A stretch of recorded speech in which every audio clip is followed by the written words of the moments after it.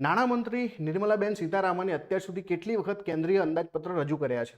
તો જો તમને એવું પૂછે કે અત્યાર સુધી કેટલી વખત કર્યા છે, તો લેટેસ્ટ આંકડો છે કે ભાઈ હવે જે છે એમણે સતત 8 વખત જે છે અંદાજપત્ર રજૂ કર્યા છે. કેટલી વખત? સતત 8 વખત રજૂ કર્યા છે. બીજો ક્વેશ્ચન બજેટને લગતો છે કે પ્રજાસત્તાક ભારતનું પ્રથમ કેન્દ્રીય બજેટ કયા વર્ષમાં રજૂ કરવામાં આવ્યું? અહીંયા શબ્દની જે છે મારામારી છે. અહીંયા લખ્યું છે પ્રજાસત્તાક. જો એવું લખ્યું હોત કે આઝાદ ભારતનું તો આપણે 1947 લખતા, પણ અહીંયા પ્રજાસત્તાક લખ્યું છે એટલે આવશે 1950.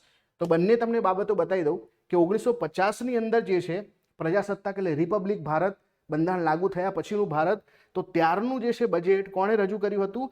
જ્હોન મથાએ રજૂ કર્યું હતું, અને એ પણ જે છે 28 ફેબ્રુઆરી 1950ના દિવસે.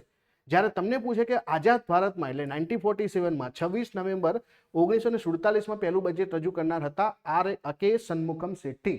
આર.કે. શનમુખમ શેટ્ટી. તો બંને પ્રકારના ક્વેશ્ચન મેં તમને બતાવી દીધા છે.